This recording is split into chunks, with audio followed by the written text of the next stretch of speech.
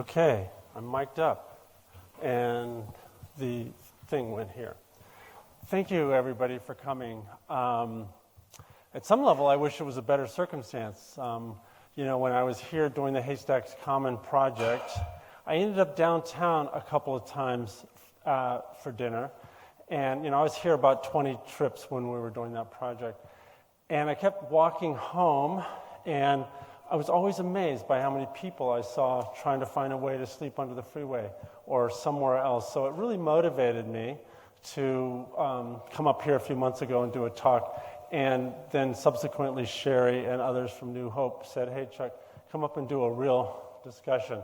This is important for lots of reasons. And the main reason is that I'm finding over and over again what makes a difference if it becomes obvious to the politicos involved that the town is tired of seeing homeless people on the streets and under the freeways, and if the town feels like enough is enough. And it's nights like tonight that really begins the process of saying to the various parties that can turn a switch, make a grant application, and make funds happen. I'm going to talk about a couple of projects which cost varying degrees, varying amounts of money. But there does come a role for the politicians,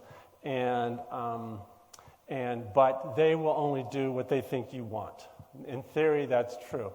And my experience with talking to people about it in Spokane is there seems to be about a 50-50 split.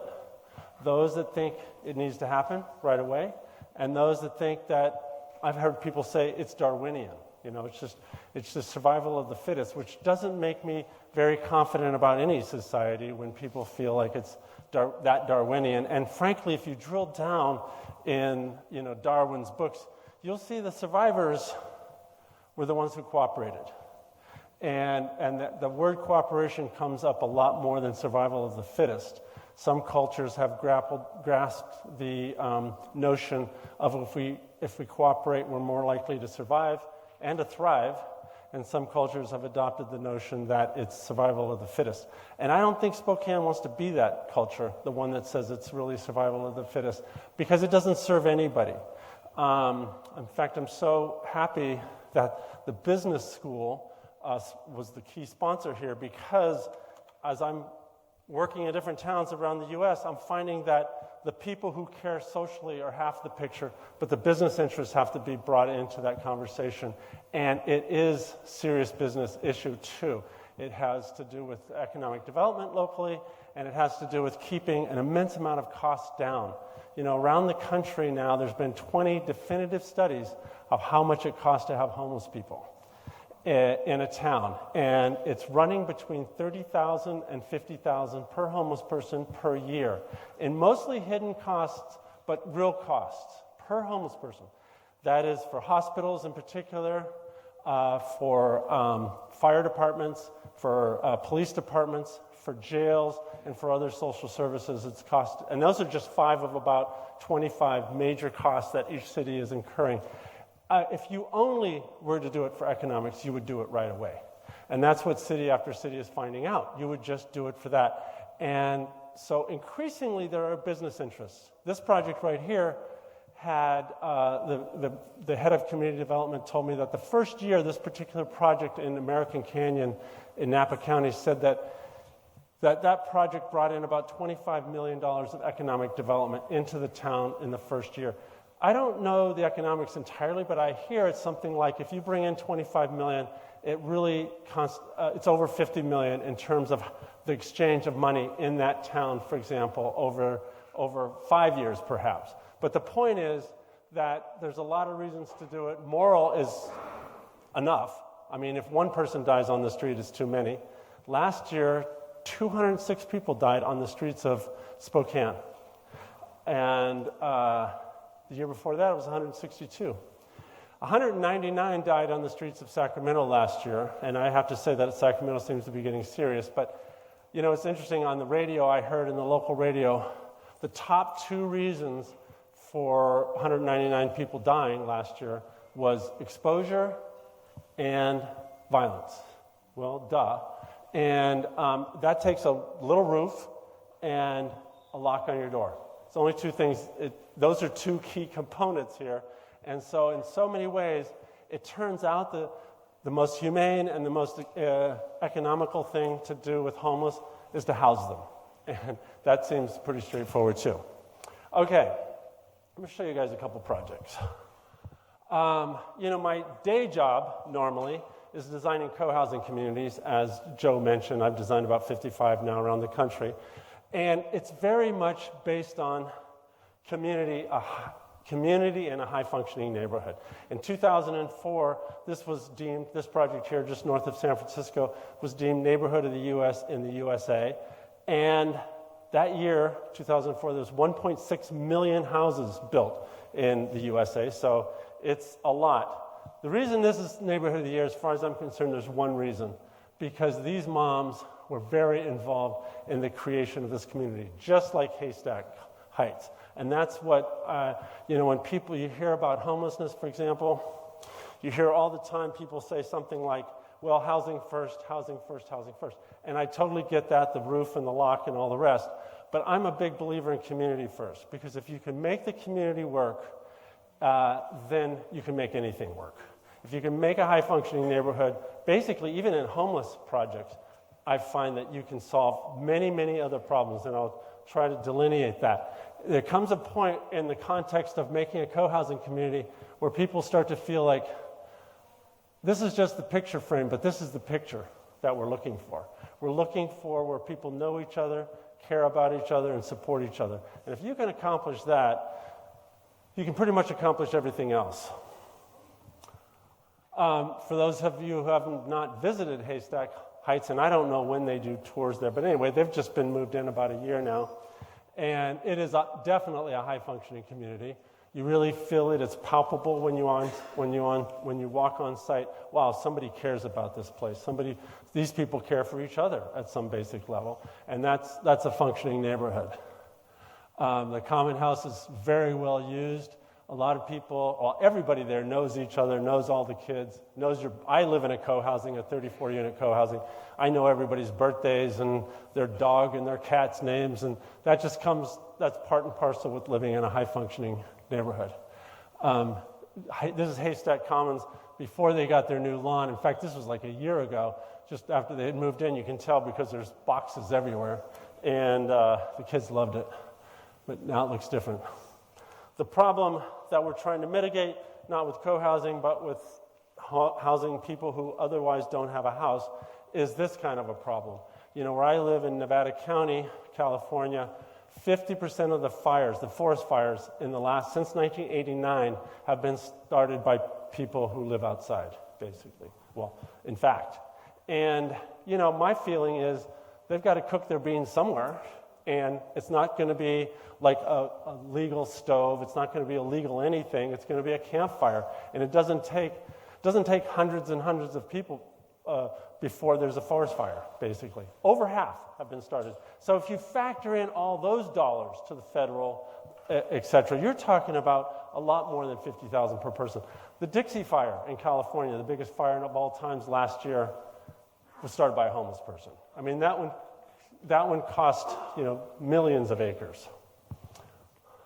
And you factor in the police, just the police alone, it's amazing how much money municipalities are wasting. And what it does to the whole society to have these police around who are just monitoring homeless people. I mean, they're hurting people, they're hurting people too. They're criminalizing people left and right. And I don't think it makes anybody feel good. Back to Nevada County. I think that the first thing that can happen immediately is making it possible to live in camps. This happens to be in Eugene, Oregon. I actually organized this camp to some extent. And even when you just organize these camps, you start to create accountability, sense of belonging, sense of identity, because I have been helping make this place make sense, et cetera, et cetera. So I'm a big fan of community organizing, even in this situation, but this is really no situation at all. This does not mitigate, 206 people dying in 1 year. We know what this looks like. Like I mentioned, the fires, not only the forest fires, this was an abandoned house in Nevada City, and a homeless guy walked in there to make his breakfast in an abandoned house, and of course the house burned down, and the house next door was destroyed. They brought in a huge fire truck. I'm not sure if I have it. No, I don't have it here. And it was just, immensely expensive. Cost millions of dollars, actually. That's a $500,000 piece of real estate. That's a $500,000 piece of real estate. And then, $100,000 that went into the firefighting. Pretty extraordinary. If you just do the economics, I'll say this, maybe one last time here. $1 Million Murray, he's a famous guy. Over 10 years, he cost the city of Reno $1 million. One guy. I mean, he's just in and out of he figured out how to game the system. He figured out how to basically use the cop cars as taxis. He figured out how to use the hospitals as a hotel room, and then created all kinds of other problems along the way. But and that's no way to serve us all. And not to mention what the grandmother feels when she's walking by somebody like this, and how she's going to explain it to her 5-year-old granddaughter. I mean, what it does to a society is just toxic, really, to all of us, basically, to feel bad about what we are or are not accomplishing as a society, as a functional society. Now, who's getting serviced in various housing projects? And I just want to mention that in New York City, they've embraced this notion, if this is the bell curve of capabilities, amongst a homeless population, if that's the bell curve, then, some people have, absolutely terrible mental diagnoses of one kind or another. You get an extra Y chromosome, and all of a sudden you have Down syndrome. A lot of people just did not hit the genetic jackpot there. These are high-functioning homeless people. This is the typical. But you can take this curve even for middle-class families. There's low-functioning, there's high-functioning, and there's, figuring out how to pay the bills every month. And even that can be challenging. And, make sure I have all the insurance I'm supposed to have, and making sure that I'm keeping it and I don't get a traffic ticket. In other words, this is complicated enough. You can imagine how this is if I'm compromised. And I'm not only compromised because I'm addicted to something. I'm not only compromised because I have mental health problems. I'm largely compromised because I've been homeless for a while. And I know so many people that are in that situation. They couldn't sleep because it was too cold. They started drinking a vial of whiskey at night. Then they worked last night, so they took one the next night, and you can buy them for $1. That's part of the crime. And then all of a sudden they're addicted to whiskey. They have to take whiskey to get to sleep. So, and being homeless, you're judged incessantly, whether it's the citizens or the police who are tired of your litter and your noise and one thing or another. And that being judged incessantly about how inferior you are has a wearing effect on people as well. So many things that drag you down. That drag you down to this place.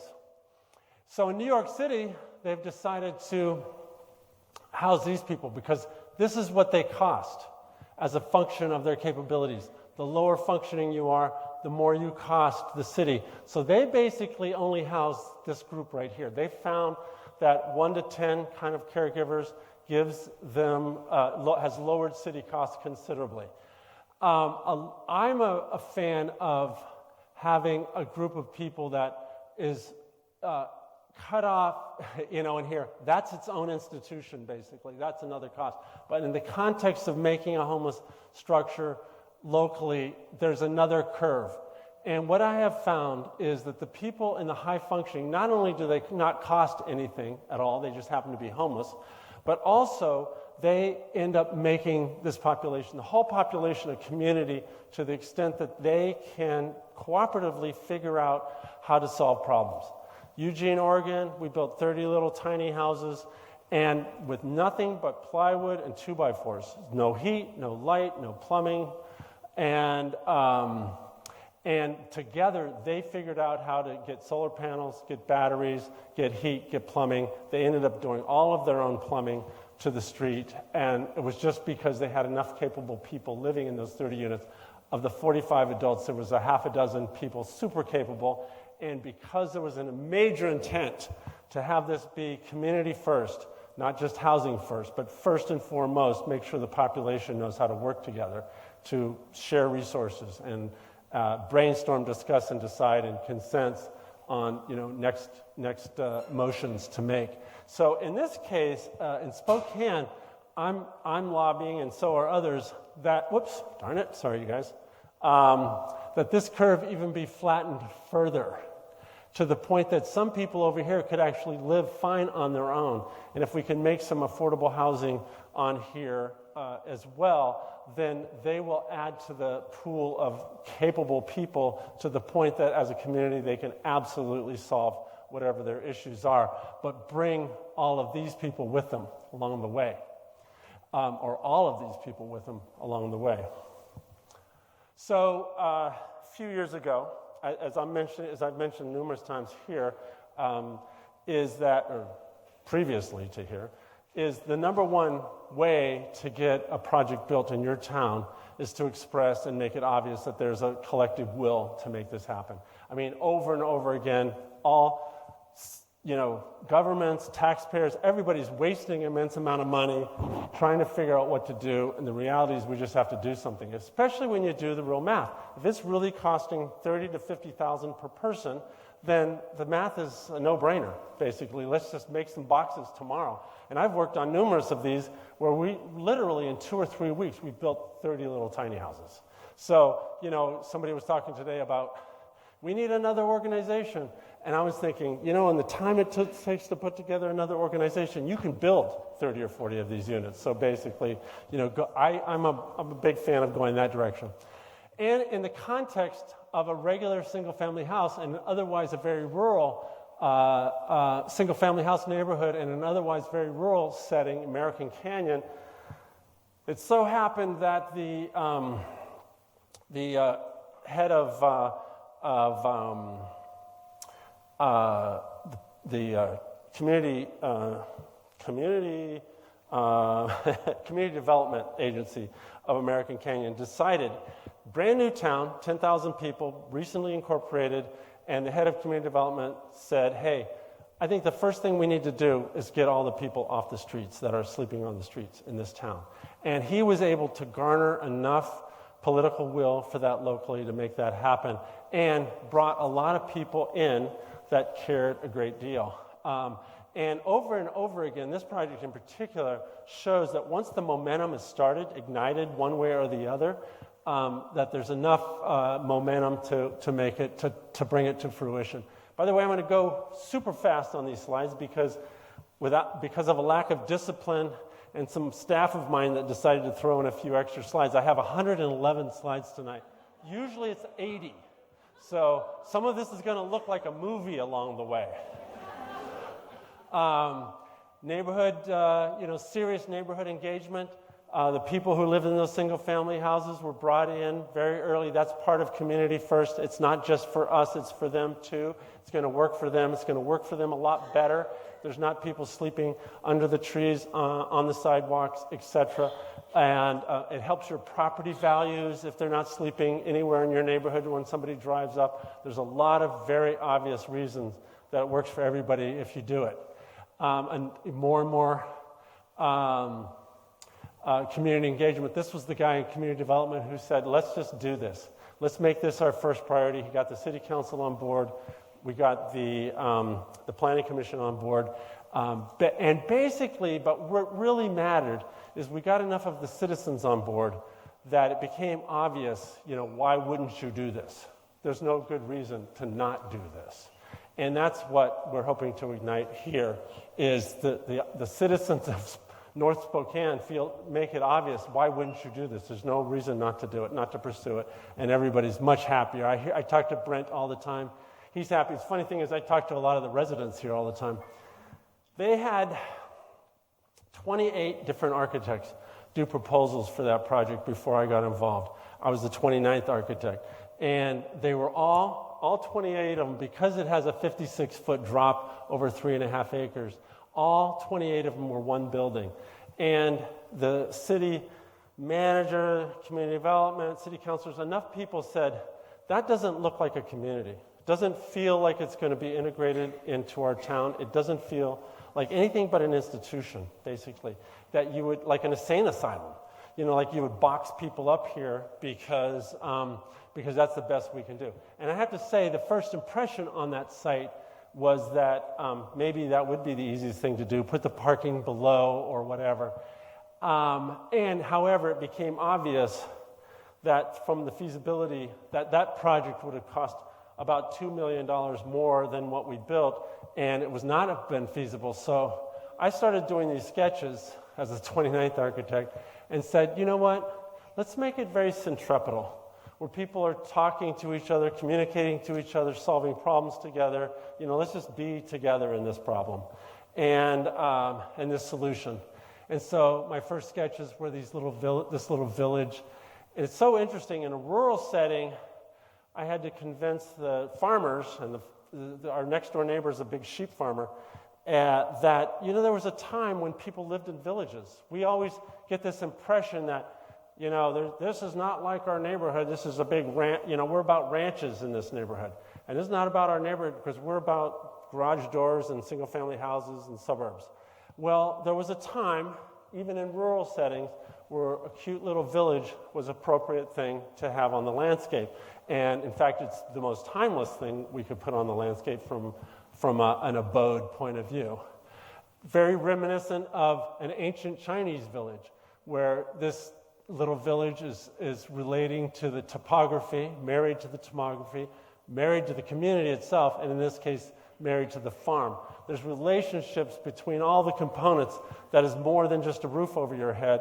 There's things like a community and things like economic development and things about working with the landscape. So anyway, some of my early sketches, I don't know if I mentioned that I'm an architect, so that's how I got involved with this whole thing. And even going so far as to do sketches thorough enough to make the neighbors feel like it's going to be fine. So often people think, this is a very affordable project, so we can't afford to do the early eye wash that makes everybody comfortable. That's your first job, frankly, making everybody comfortable. So you have to do the drawings. The site plan doesn't look that cozy, but what it's made up of are these little neighborhoods. So, for example, the neighborhood that's really this big, and the neighborhood that's really this big, and the neighborhood that's really this big. I'm going to show you some more here. So the neighborhood that's this big, that was the intention of that site plan, that it was broken up into neighborhoods that was very, very human scale and respected these people at every level. For example, every house has 6 feet in front of their house that is their house, just that 450 square foot cottage, and then behind them is another 6 feet that is their backyard, their place entirely for privacy. So the notion is that everybody on this site feels like they have as much community as they want, sit on the front porch, or as much privacy as they want, sit in their house or in their backyard. In other words, bringing respect to the table. Respect to the same kinds of things that you would want and is timeless for you. I need to be private when I have to be private. I don't want to talk to you guys. I want to be over here by myself and with my friend who's come to visit me. And there's some times where I'm in my house and I'm just doing my thing, and that's a part of the component. And there's sometimes I want to be open to what the rest of my neighbors are doing and talking about right now, and I want to be part of that conversation. So,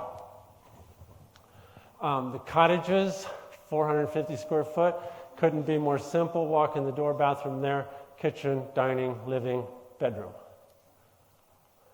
Common house. We usually build these 3,000 square foot common houses one way or the other, and it really makes it doable to live in 450 square foot, because this takes the pressure off of your house, especially if you're a couple or a family. Some of these, this was 55 and older, but some of them moved in with grandkids, for example. And it really, the common space not only took pressure off of the house with different kitchen and dining possibilities, but it also, for example, we moved in with 22 veterans, and this room turned into the VA office. And anybody knows anything about homeless now, you pretty much have to have some services at least when people move in.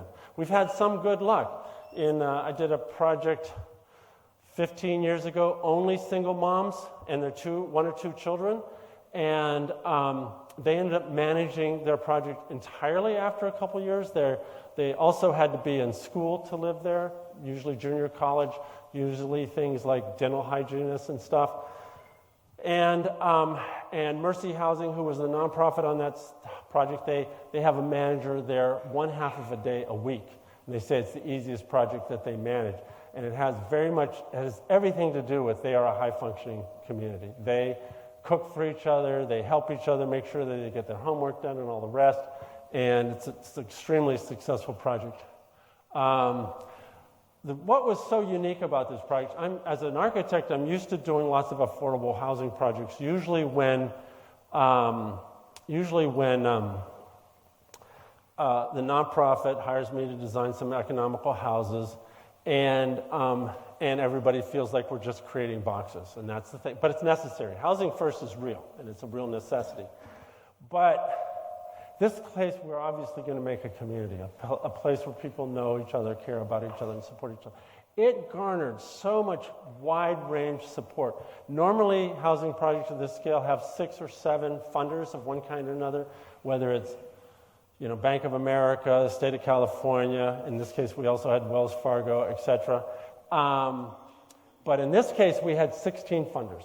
And basically, anytime we came into a cost overrun, there was always another funder who was waiting and willing to kick in some cash. And it all became this giddy-like effort in, we finally have a solution in our town. Let's get on board with this solution. Finally, I'm part of the solution. Finally, I'm not just a part of the lament, the endless lament, the endless conversation about what we should be doing, what we can't do, and negotiating more against ourselves than against anybody else about what we can't do. We don't have the money. I mean, the money is like a non-issue because of the cost savings. It should be a non-issue, and it's usually more of a perceived issue. I only show this because in probably 100 different affordable housing projects, I've never had a situation where all the funders came to the groundbreaking. I mean, look at how boring the site is when we're just starting construction. And all 16 funders came to the groundbreaking. Everybody got giddy about being part of the solution. There's something that happens when you feel this momentum, and creating the momentum is everything. The 16 funders, including Home Depot. I mean, everybody has a Home Depot. I was in Eugene a month ago, and I was noticing another project there, and it was completely a different 16 funders, of course.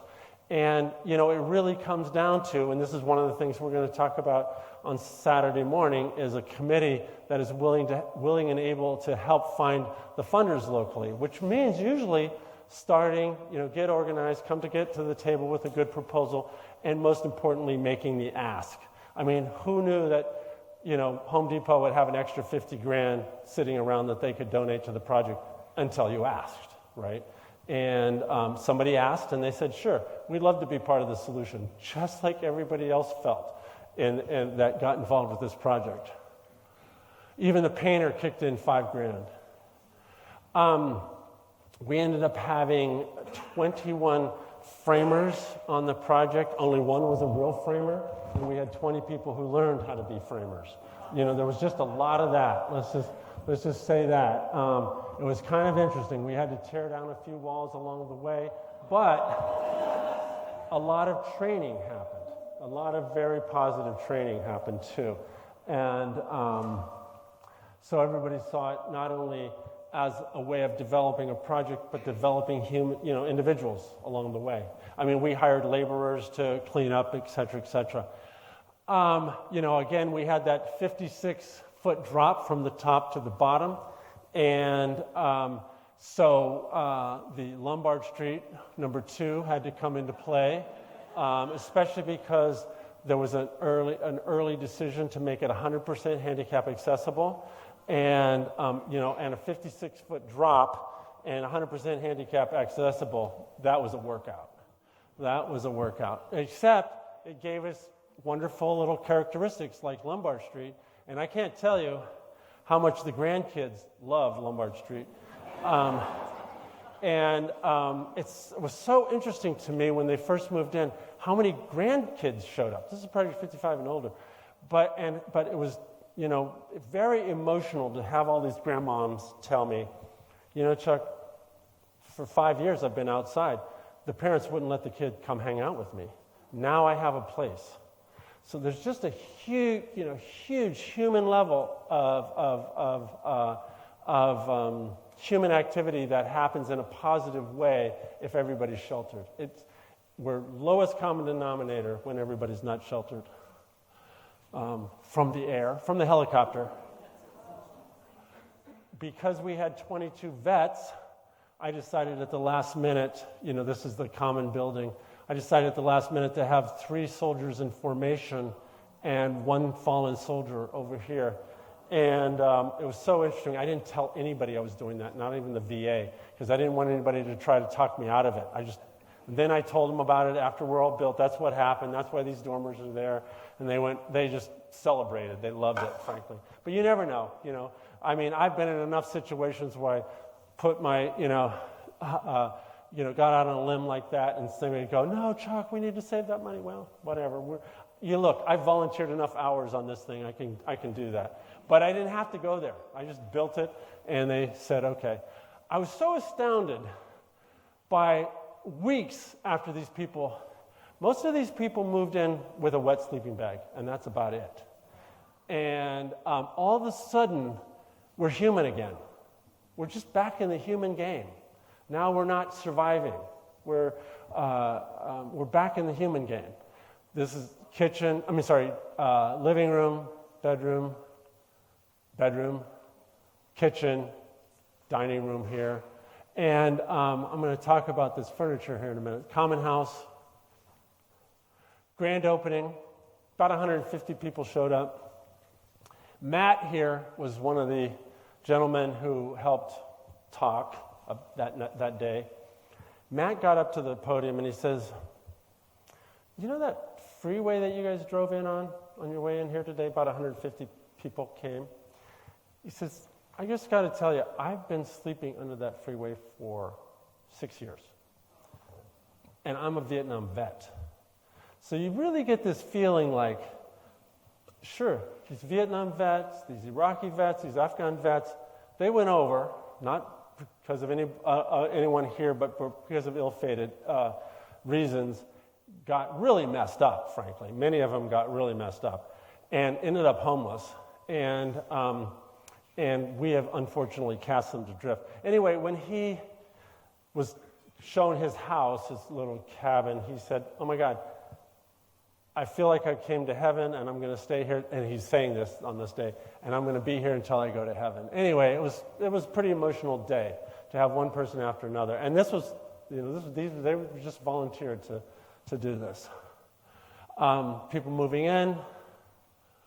The grand opening, like the groundbreaking, was a big celebration with all the people who played a role in making this project happen. All of the consultants and anybody who knew anybody.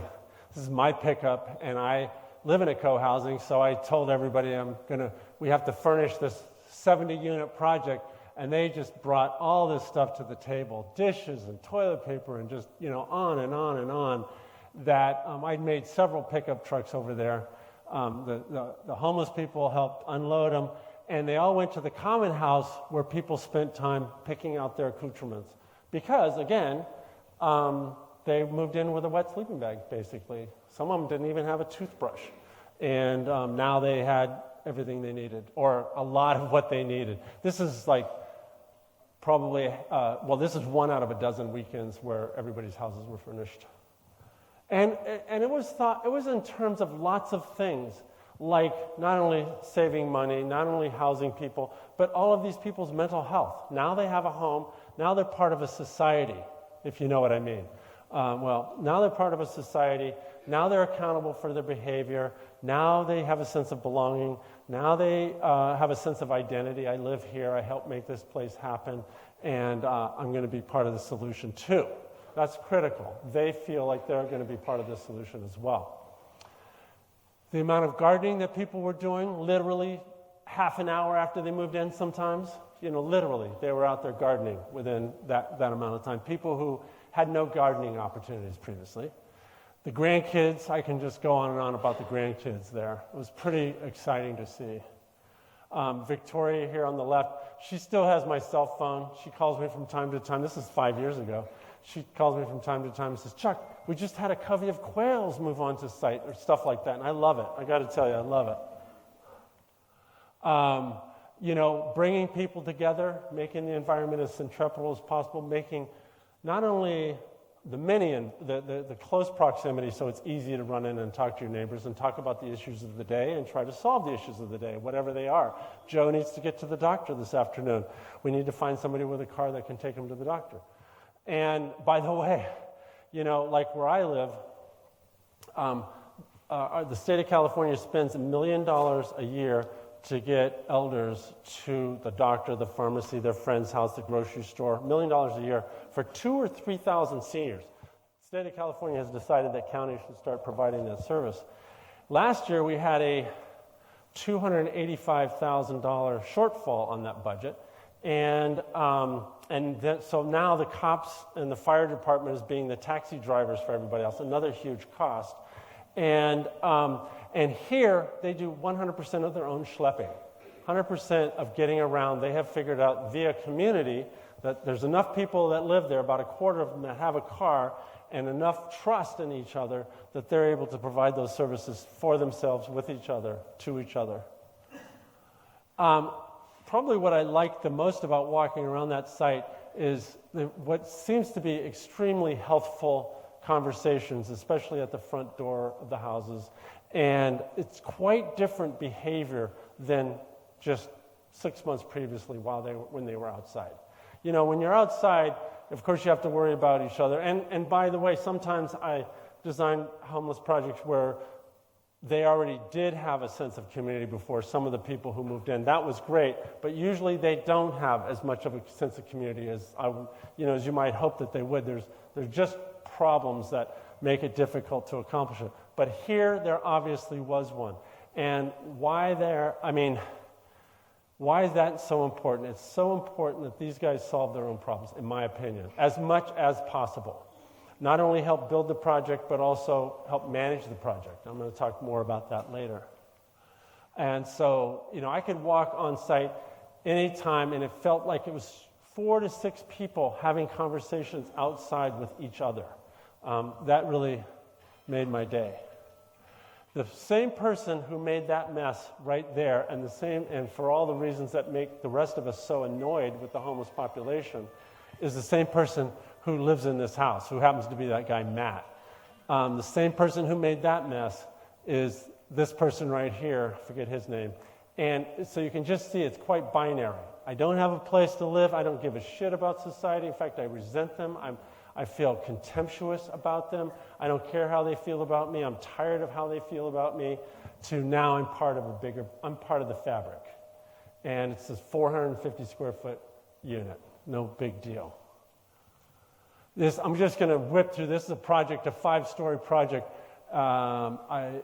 In San Francisco, a nonprofit managed to buy this building that was highly, highly damaged during the 1989 Loma Prieta earthquake. Happens to be in Nancy, for all those everybody knows where Nancy Pelosi lives now. Happened to be in her neighborhood, interestingly enough. And you can imagine what it was like getting a homeless project built in Pacific Heights, the most expensive part of San Francisco. 5-story. We took a 3-story building and made it into a 5-story building. And the first meeting, we had 26 people get up to the podium and say, "Over my dead body, is this homeless project going to happen in our neighborhood? Over my dead body," 26. The next day, I went out with 10 of them, bought 9 camel hair coats at the thrift stores, bought 1 summer dress, and we knocked on every door in Pacific Heights and said, "Hey, I'm just a regular person, bad luck, I'd really like to live.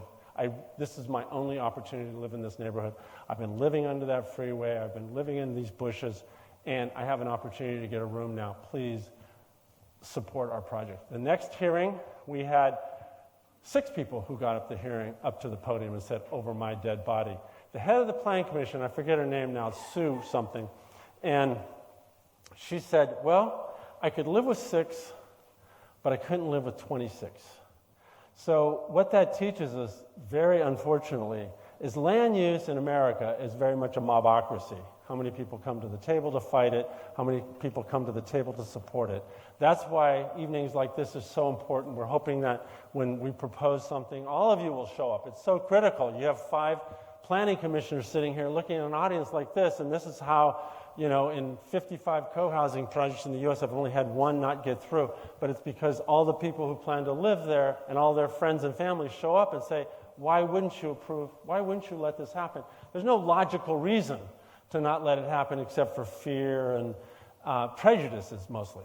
And anyway, the project was built. It's an amazing scene there. These homeless folks make dinner for each other 6 nights a week. 6 nights a week, they do all their own cooking, all their own shopping, all their own cleanup, and they live a life that's civilized, basically, based on cooperation. A few years ago, just before the pandemic, there were 300 people invited to a conference in San Francisco, 300 homeless activists around the state of California. I was one of them. In fact, I was one of the 10 speakers. 300 people, and I was really amazed. After 6 hours, we broke up into small groups, and then we came back together. And the number one solution to what can we do immediately is to build tiny houses. Now, I've never been a huge fan of tiny houses necessarily. It seemed like a big compromise. But when you're talking about getting people off the streets, a roof over their head, and a door that they can lock, which I don't know, did I mention this story about Sacramento, 199 deaths? Takes 2 things, a roof and a lock. Anyway, then compromise is not the word. It's like, what do we have to do to make things happen, period. And I have found, after being involved with several tiny house construction efforts, that it is the fastest thing to do. I mean, I'm amazed. In Nevada City, we made 30 micro houses that were smaller than a tiny house in about 3 weeks with 150 volunteers. And that's the other thing I'm so interested in finding out is how many towns, like Eugene, Oregon, they had 80 volunteers. How many towns, there's a lot of people who love making doll houses, and small houses and things that are extremely easy to do. And so basically that was almost the consensus. It was the vast majority of everybody there who felt like the first thing we can do, just get out there and make some 8x12 tiny houses. Get the rain off of them, get them a locked door, and we've gotten somewhere. And those are 300 people that really knew about what they were talking about. So, for example, in Eugene, Oregon, I was involved with this project, 30 tiny houses that was built with the future residents there. 9 years now. Somebody told me the other day, and I don't believe it, that they still have not had 1 police call on site. They're very good at managing the project themselves. They're very good at instilling a sense of accountability in their own community. They've kicked out, there's a council that's kicked out 7 people, that's kicked out 3 people to date. All 3 of them were guys who were abusing their girlfriends. Everybody agrees that they probably abused their girlfriends when they were homeless, but the girlfriends didn't feel like they could leave. Here they felt like they could stay, and the guys would be kicked out, and that's exactly what happened. So there's a lot of internal events that happen to people that can be shifted when they've got a roof and a door. It was entirely self-built. It was about $8,000 a house. And if that's not doable, I don't know what is. They leased the property from the city of Eugene for $1 a year. The very first year, it was an 8-to-1 vote. They have a 9-person city council. Every year after that, it's been 9-0, 9-0, 9-0, 9-0, because no police calls. They're 100% accountable. They're not sleeping on the streets. They're not calling the cops all the time about, we need this, we need that. They're not making messes. It just goes on and on about the benefit to this project. Here's this project here. It's called Opportunity Village. And they have a large common space, which happens to be a yurt. They have, as I mentioned, it's largely self-managed. There's 7 council who live there. Here's 4 of them. In other words, a quorum, so they were able to have a council meeting. I think they have one. They had one at first every week, and then it's every 2 weeks. And there's 7 clergy that is there to help them when they need help. It's interesting. I live in a co-housing. We manage it all by consensus, and that's fine. And everybody's uber polite to each other all the time because that's what you do. Nonviolent communication is so key. It's not quite like that. These guys use cuss words a lot. They raise their voice a lot, but it changes over time. Now they have real responsibility. And the way I look at it is now they're being molded into real citizens. Now they see that my life will be better if our life is better. It really gets clear. Anybody here know what the shortest poem in the English language is? Anybody? Bartlett's book of quotes quotes the poem by Muhammad Ali, Me, We. Shortest poem in the English language. And every interpretation of that poem is that I will never reach my potential unless we reach our potential. And then I will do better myself. Well, that's kind of what you feel is happening here. We got to make this whole thing better so it's safer for all of us, it's more secure for all of us. And they organize a lot. I often say about these homeless projects that the basic management is if somebody can figure out how to use the buses, somebody can figure out how to shop, somebody can figure out how to cook, somebody can figure out how to clean, then we can get our daily life needs met along the way, and it's all the issues. For example, the thing that really impresses me about this place, they moved in with a plywood box, period. And that's what they had to serve them for the first winter, but they were not dying of exposure. I don't think anybody has died here, actually. And it didn't take until the end of the first winter before somebody's figured out, we got to have heat. That's obvious from now on. And so somebody got some solar panels, somebody got some light bulbs, somebody got a battery, and all of a sudden the first house had that, and other house soon followed suit. So now all the houses have heat and light. Originally the porta potties were brought in and hired to be cleaned up, and the water was trucked in. Then the group asked the city if we can, run plumbing lines, even though we have a year-to-year lease. We can run plumbing lines to the street to connect to city water, to connect to city sewer, and to connect to city electricity for other reasons. And all of those were granted. And something happens when this place looks super responsible. All of a sudden, everybody wants to help, and did, and including the city, even though they were the last on board. Don't tell anybody I said that, but they were the last on board. Now they get their own food. Nobody comes there to cook food for them, like in a shelter or anything like that. They cook their own food. They get their own food, they cook their own food, and they cook it collectively and individually. The University of Oregon, a bunch of kids came on site and built them a workshop so that they could fix up their cabins even further. And again, everybody wants to help people who look like they're helping themselves to begin with. This was the original porta potty solution, and now they have these, men's and women's, and they have showers, and they have laundry machines, and they have all the things that they didn't have when they first moved in. When they first moved in, it had everything to do with survival, and now the creature comforts are coming more into play. They had to be made originally so that a forklift could take these little boxes and move them if necessary. That's not unusual. That's pretty usual. You have to convince the locals that, look, honestly, if it doesn't work, we'll move it. And they never get moved. Frankly, it's an extra expense, an extra, not making it handicap accessible, et cetera, but it's just dealing with fears. I would call that maybe a compromise, but in reality, you just have to make the deals that make it possible to get the roof over the head. You just start to pretend like that's the important thing.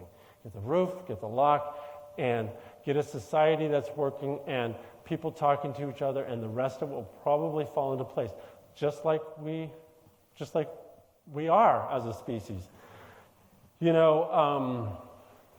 I heard somebody say not long ago that our second highest responsibility as a species is to figure out how to work together, live together, be together, etc. The first responsibility is survival, like every other species. But for this species, it seems that cooperation plays a big role in survival, and that you definitely see that in a high-functioning setting like this. Like this. You know, these guys just got together and made it happen over just a couple months and made possibilities like this, which are, you know, people often say, well, why don't we just put 3 of them in the back of this church and 3 of them in the back of that church and just build these little Calistogas and go from there. And that doesn't work because these people are still cast adrift under those circumstances. They don't have any outside management. They don't have any inside management. The pathologies that were already in play just continue. So this guy, however, did thrive because he lived there at Opportunity Village. That particular nonprofit has gone on to make other tiny house stories, which I applaud them so much. And again, this is creativity. This is in Eugene again, with a big architecture school and big bunches of people who practice architecture locally. So they gave a little, you know, what they did is they created this. Talk about Tom Sawyer. They made a little lot that says, okay, your architecture office can buy and build one house, and your architecture office can buy and build and co-build that house. And I think it's like 30 houses. 30 different architecture firms competed with each other to build these little tiny houses, and they got them for free. So they went from 8,000 to 0. And so it's all about creativity. You know, over and over again, that's the way I feel about this kind of problem solving. It's like rolling up your sleeves, this is the need, roof and a lock, and then a lot of it will fall into place. I mean, some of those houses are incredibly simple, and people can build these in a couple days practically, or at least a couple weeks. And we have gotten, you know, really creative in all of our different tiny house stories because, again, I think you have to respect the neighbors. You have to do everything you can to respect the neighbors. The Opportunity Village is built in the middle of an industrial zone. Nobody cared what they looked like, so everybody just got it. But these things can be built too. These things can be built too by volunteer labor. You just have to set it up so they're basically a little flat factory. A big table in the middle here. Your guys is to build the west walls of all these units, and your job is to stand right here and to drill the bottom of the stud here, and your job is to stand right here and build this. In other words, it's very simple to set up a very efficient setting. I put a couple documents in here because I think about it a lot. You know, you'll always hear people say, well, we don't have the zoning or we don't have this or that. First of all, I don't believe in negotiating against yourself. I really believe that if there's an obvious need, you will find a way. And the political and the legal stuff is in the same camp as everything else, like finding the money. And, but, you know, there's a lot more allies than you might think. I just spent 2 days in D.C. last week meeting with 5 different Congress people, and I was surprised how many people, are, including their staff, were saying, it's the time. We've got to get these people off the streets. We react to so many things, and we're not reacting to this. Anyway, and if you look at FEMA's write-up, you know, the 2 of their key criteria is if it's an emergency or not, is are people sleeping outside and is business compromised. So there's so many places where there's documentation to help. And usually what it starts with is somebody getting $1 together and going to the county and saying, hey, you own like Sacramento, somebody who's trying to start a homeless project in Sacramento. They went to the county planning department, found that the city of Sacramento owns 1,000 sites around Sacramento. They're usually very compromised residual places like freeway off-ramps and, you know, stuff like that, you know, just weird median strips and stuff. But there's at least 100 of them that could be leased and turned into a tiny house village. I don't have the slides. I wish I did have here. I don't think I have them. Of LA, for example, where they are finding the strangest places to build these little camps. Personally, I'm not a fan of these Calistoga-like villages. Calistoga? And partially because they feel too militaristic, they feel too, I don't know what, just like we're just warehousing people. It's another kind of warehousing. And I don't feel like they respect the neighbors enough either. Anyway, I just think that there's a lot of better options. I mean, if this is the last option, then you have to do it to get the roof over the head. But I don't feel like it's my favorite. It's certainly not my favorite option because it just never feels very humane. One of the things that made the difference in our town is we had a guy, Andrew Heben, come to a talk, and he did a talk, a friend of mine, a couple hundred people, actually 300 people showed up. And this young woman showed up who had been living in the woods here for years, frankly. She came down here to use the springs to get fresh water. But there's a lot of sympathy when you start to bring people into the picture and make them part of the solution. It's a piece of the puzzle where everybody says, that could be my daughter. That could be my sister who's living out there. And that becomes an important part of the solution. This is just to run through another example. This is a project in Morgan Hill, California. It was only for single moms and their 1 or 2 children. And when we first started, I said to the nonprofit, what's key is that we get these moms together before we start, because I'm not a single mom, turns out. And I really want to hear from them what they think is important. But what was so amazing about it is how creative they were. And for example, they said, me and my 2 kids, we need a bedroom and a bathroom. Whoops, I'm sorry, right? Oh, no, that's right. Anyway, 2 beds and a bathroom. 2 beds and a bathroom. That's all we need is that room. And because we're all in school, that was what the nonprofit required. You have to be in school to live here. We need a study, and we need a kitchen, dining, living. They actually make dinner for each other and do childcare for each other to support them through this effort of getting usually like an AA degree. And I begged the nonprofit that, hey, when they graduate from school, they don't have to move out, because community wants longevity. Community wants relationships, kinships over time, not something that people are just passing through. It's not just part of some kind of a factory where you're just getting them. If you want more housing, don't use these housing. They're a community. They know how to manage it now. Make another project, basically. And Mercy Housing has been an amazing, I think they're like the 3rd largest nonprofit in the country now.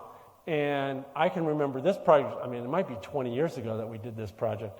And they were a small nonprofit, but they're so creative to do things like this, to get the future residents on board, what nonprofits rarely do, that they obviously, mushroomed considerably as soon as they started embracing creativity and listening to people, listening to the future residents.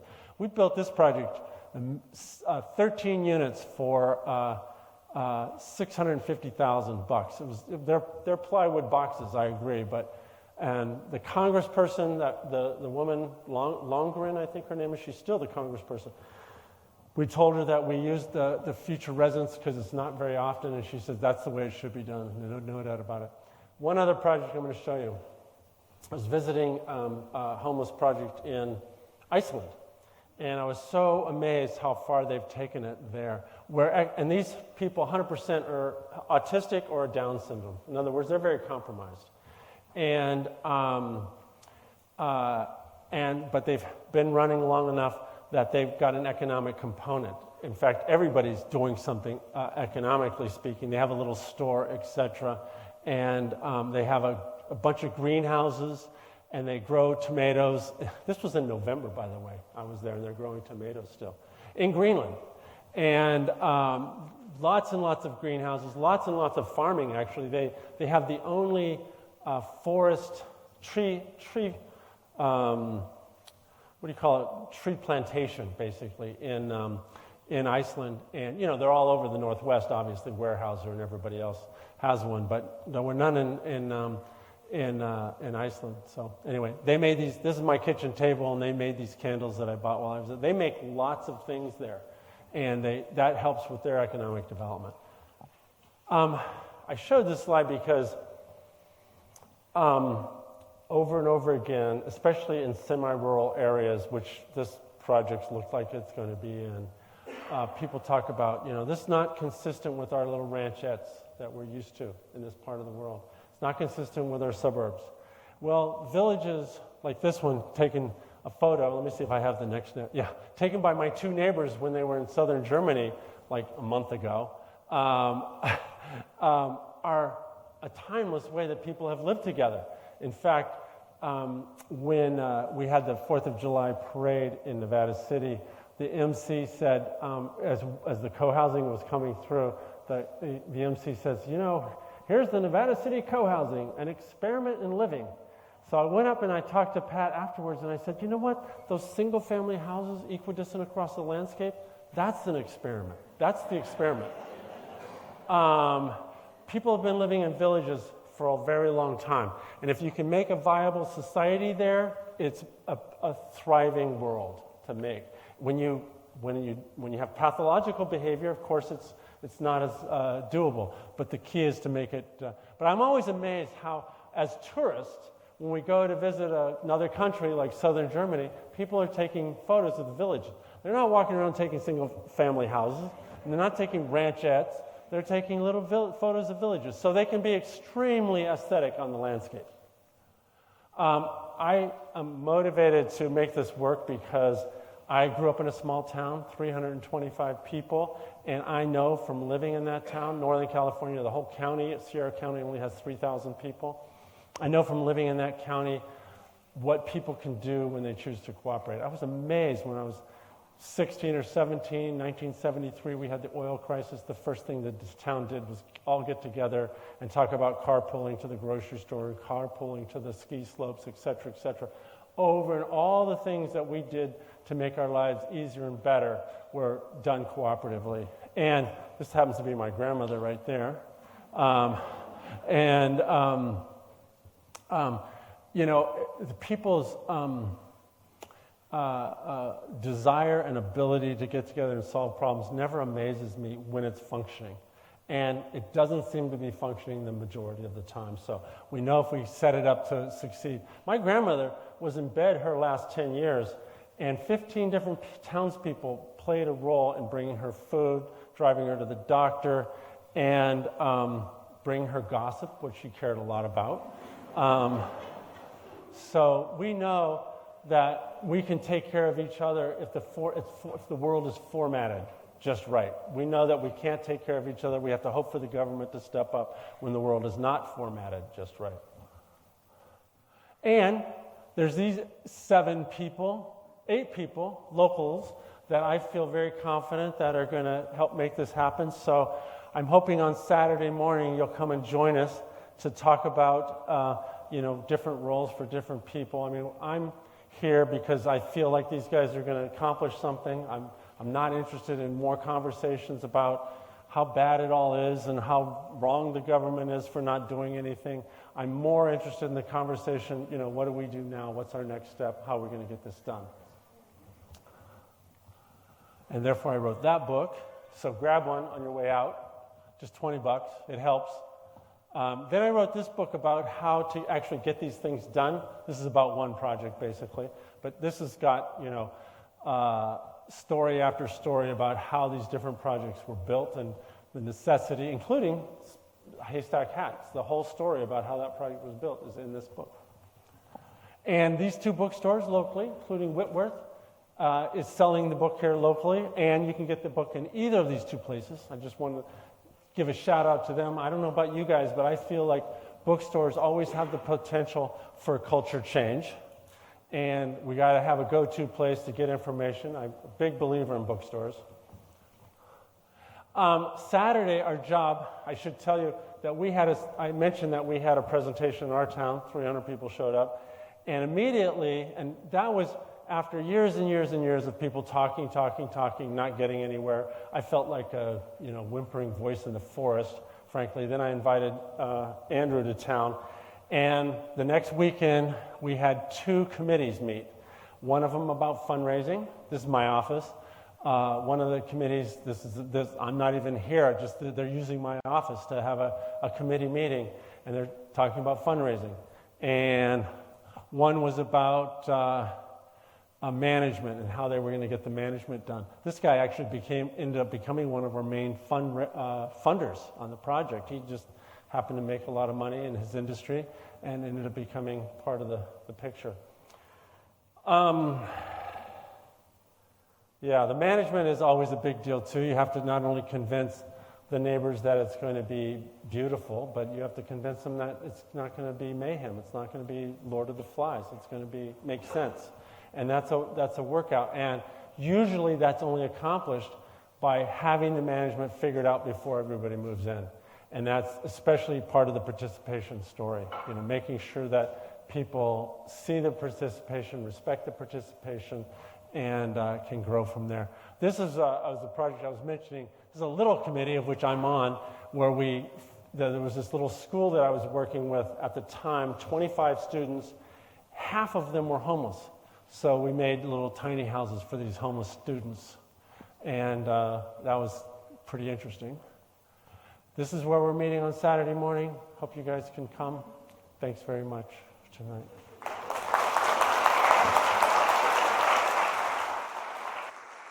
All right. Yeah, thank you, Chuck, for presenting tonight. We do have some time to do a Q&A and answer some questions, if you're up for it. Yeah, sure. So we'll answer some questions. Jonas will run a mic to you if you have a question, and then we can talk back and forth. But I do, as you are leaving, Saturday morning, 9:30 a.m., North Spokane Library, 44 East Hawthorne Road is the next step in this conversation. What questions do we have? Anybody with a question? Right here.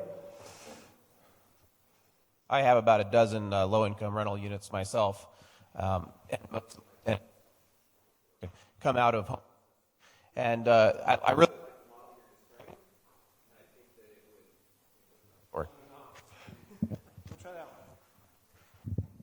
I think the model you've described makes a lot of sense, and I've thought about it myself, but when I've gone to look at different properties or places you could do this, the first hurdle is zoning, as you hit on. I know you said that's always a problem. People use an excuse. I think a lot of our state regulations get in the way, and I'm not sure how to address that. But secondly is building code regulations, and a lot of what you described there, I just don't see how that could fit into Washington State building code. Okay, 2 things. One, when it comes to the building code, this is an emergency. We're going to build emergency buildings. Oh, you can't? Did it stop? Did this stop? I think you turned your mic off. Loudly. Is that one on? It's on? I think it's on. Okay. You have to convince the local aficionados that it's an emergency. And 206 deaths, I don't think you're going to have a lot of trouble locally. And that's not in the county. That's in the town. Okay, that's number one. Number two, zoning. Half of the co-housing projects that I'm working on nowadays and the other projects like Valley View don't have the right zoning. There's very little zoning for homeless projects. There's no zoning for co-housing projects. And co-housing is unique to condos, etc. So we basically go in over and over again, make the proposal, have to go through the rezone. Sometimes it doesn't take more than a month or two. And there's only one thing that makes that doable over and over again. Haven't been stopped yet. And that is this many people showing up to the hearings. Unfortunately, the mobocracy is real, and I hate to dwell on that. But if you have this many people show up and person after person gets up to the mic and says, why wouldn't you approve this? Some piece of paper that says we're saving it for something that's not happening? No. Or can't happen because it doesn't work? No, this is what we need to build now, so let's build this. And that creates a groundswell. Some of them are future residents, some of them are friends and family, some of them are different agencies that are trying to provide services. When it comes to providing services, there's nothing, and I mean nothing, that beats proximity. I mean, you can have one person there that's making it figured out how to get all 100 people their Social Security checks, as opposed to going to find people in the woods and printing them out of birth certificates and just on and on and on. It's endless. If somebody just would do the math on the waste that goes into trying to manage this completely atomized problem that we have.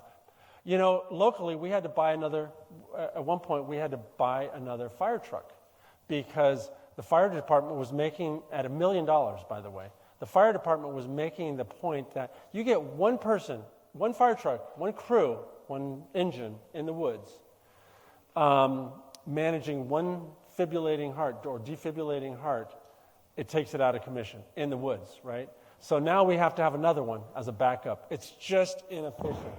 And so they have to help the local city and county see the big picture. All the people that are getting, and I'm often counseling these residents who are going to speak, like, okay, you're going to talk about parking, you're going to talk about security, you're going to talk about this. And I just go down the whole line as they're trying to get up to the podium.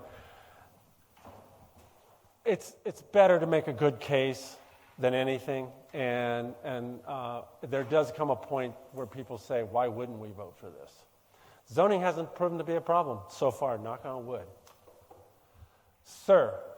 Yeah, thank you for making the economic imperative argument, which I think this community sorely needs and has been lacking. It kind of comes down to more of a moral commitment, which I think you touched on as well. I was wondering if you had ever considered and whether there be a market appetite for combined market rate housing in a co-housing setting together with previously unhoused people, and whether that's ever been tried, whether you'd have any suggestions that might make that something economically more viable and might sway a community to take a gamble on something like that. Oh yeah, absolutely. And I feel like this is the project for that too. Absolutely. I mean, this morning, some guy was going on and on about how I've been trying to find a house to rent for less than $1,000 a month, and I was surprised to hear that he couldn't find it. But there's just so much need for affordable housing too. The lower middle class, or folks who are on a fixed income or on Social Security don't have a lot of money. And I'm hoping on this project to see that combination happen. I mean, it's funny, I lived in Denmark for 2 years, and that's the only way it happens there. They realize that you can have, and I've done some projects in the U.S. where the first co-housing project that I did, 23 first-time home buyers for a 26-unit project. So, but it's funny how those three households also complement everybody else. Buy a house, for example, and this is how you say. And we also had amazingly competent mortgage brokers because these houses were all for sale, and people who said, this is how you buy a house. You go to the movie twice a month now. Now you have to go to the movie every other month. You have a halfway decent car, you have to sell that car and get a junker until you get that 20% down payment. I mean, it's real counseling.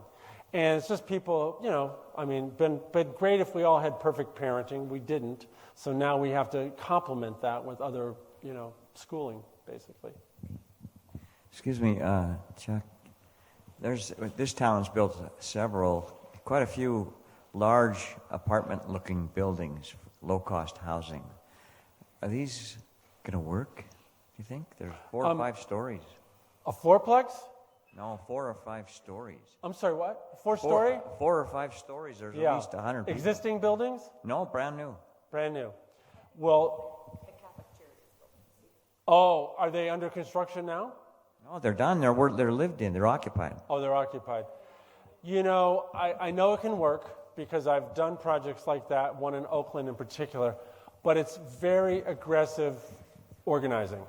You have to have people locally who are good community organizers, frankly. And I did one in Oakland, and everybody was on Social Security, And I had a night, Wednesday night, where I was inviting all these residents, 21 households, 25 residents, to a dinner that I cooked.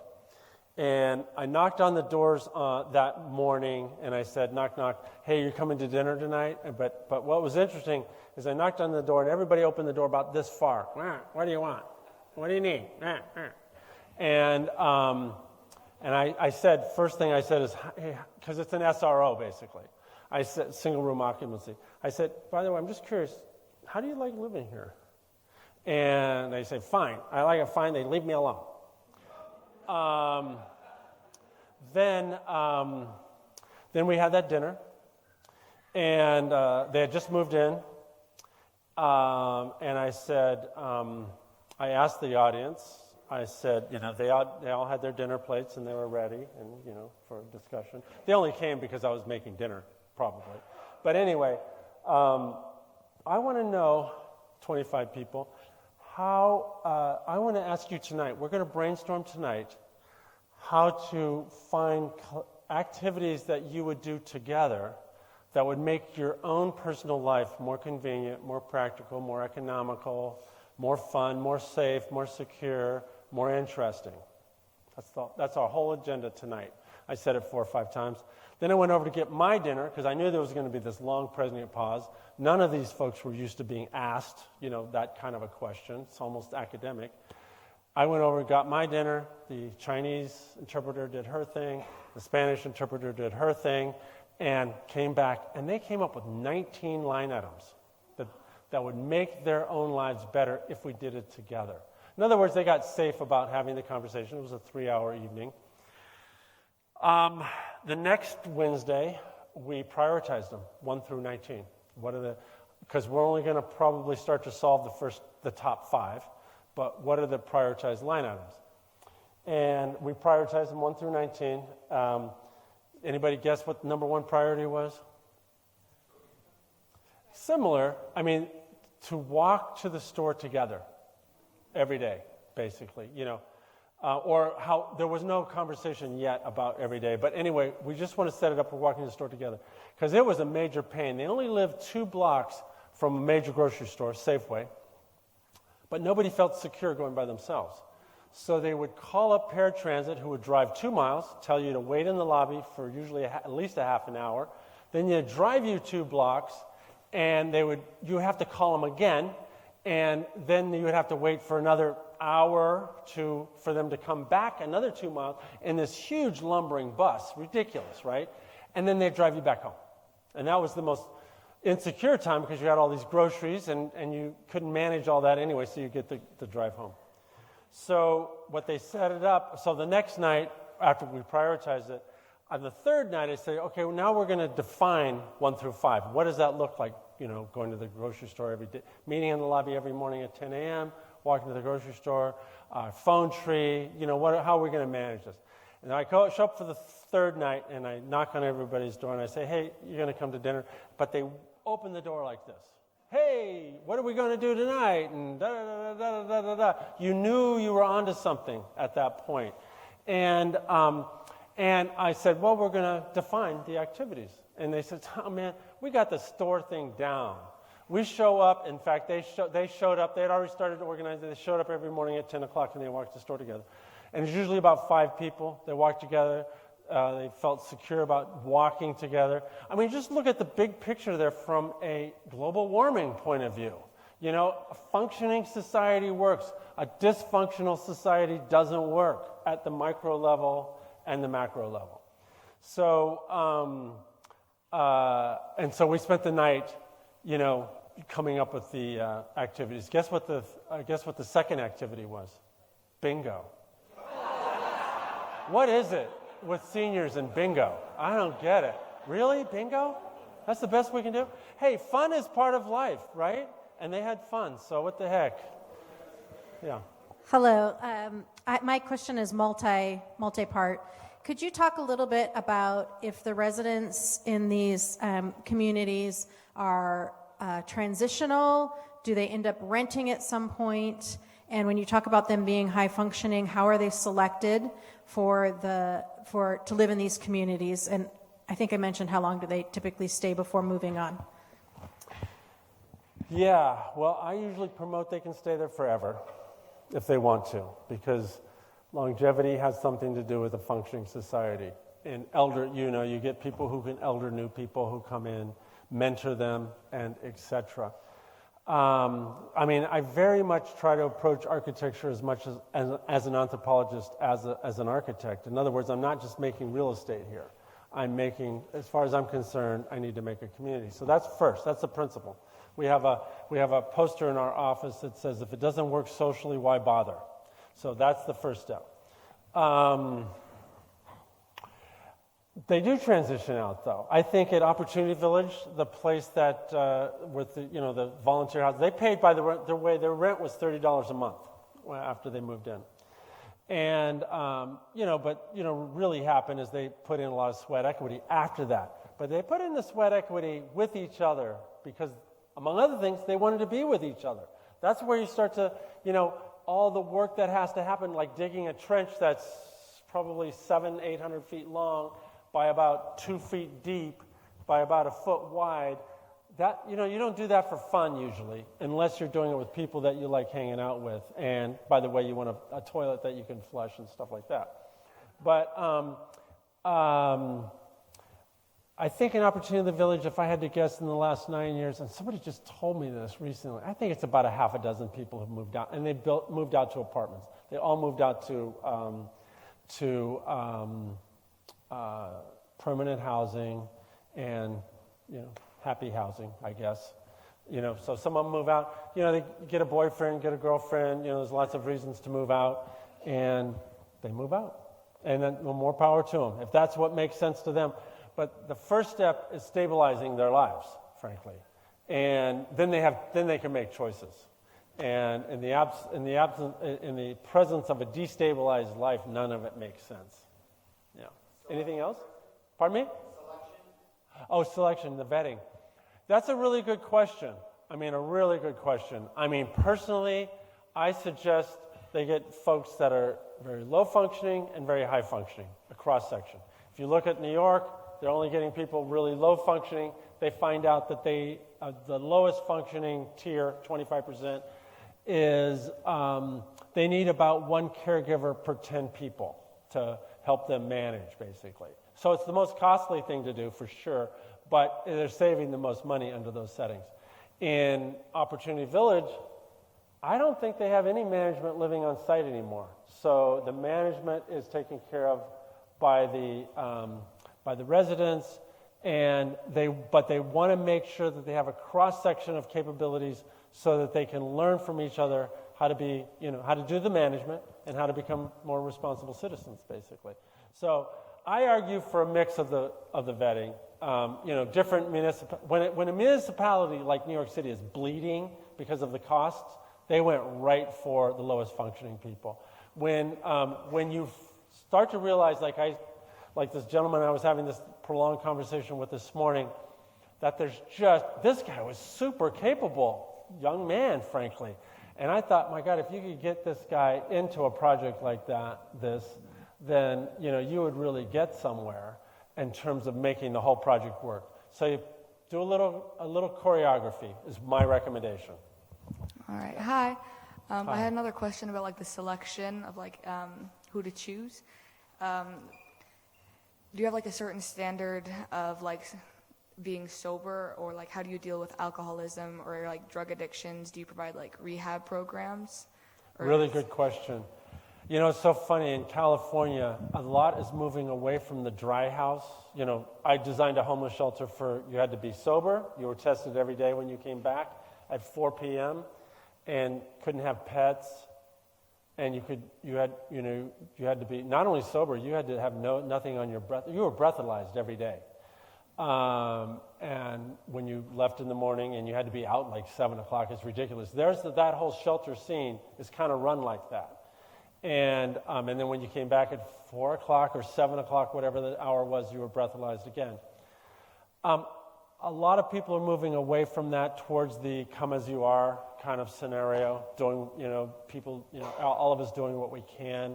start to realize that some of that stuff has everything to do with survival. But in Opportunity Village, what I really like is you can do anything in your box that you want to, but outside the box, you can't do anything, aberrant. And theoretically, even in a typical town, you can't drink alcohol outside, so we have the goal of not drinking alcohol outside. And I think that on occasion, if you have an alcoholic problem, they do something, but I don't remember what they do. And frankly, if you have any problem, everybody's motivated to help you find some need. And frankly, people walking around on the streets everywhere have problems. So the only way you're going to thrive is have a community. And so in that setting, you get some support, basically. And sometimes it's a support that's more than you even imagine. You start to get dementia sometimes, and you have to figure out, okay, maybe it's time for memory care, and so the community might step up and help with that, especially when people start to get Alzheimer's. There's real issues that you want functioning in any neighborhood, and especially a neighborhood like this. It could be dangerous if you have Alzheimer's and you're walking around, obviously. Does that answer your question? In other words, that's kind of one of the more complicated questions. You actually have to have real sociologists involved in that setting and real mental health professionals involved in that setting. But it's doable, and it's infinitely more doable if proximity is on your side. You're right here. You weren't rained on last night. You're not pissed off at the world. You can start to get, society working with you instead of against you. Do you think that these communities can work in the Spokane, the Seattle, and the Portland areas? It's a good question. For some reason, I feel more confident about Spokane. There's something about communities this size that seem to be able to get organized and feel the community aspect of it. I've spoken in Seattle. I've spoken in Portland. I've never really felt like it's too complicated somehow. I don't know exactly how to explain it, but it seems like towns of this size have a lot better chance of getting something done than those cities where the problem has become too politicized. I mean, it's political enough in Spokane, I know, but you can get over the hump in a town like Spokane, I think. I know there's lots of questions. Saturday at 9:30 a.m., we could get a lot of questions answered at the North Spokane Library, 44 East Hawthorne. We do have to wrap up right now. Let's give another round of applause for Charles. Thank you.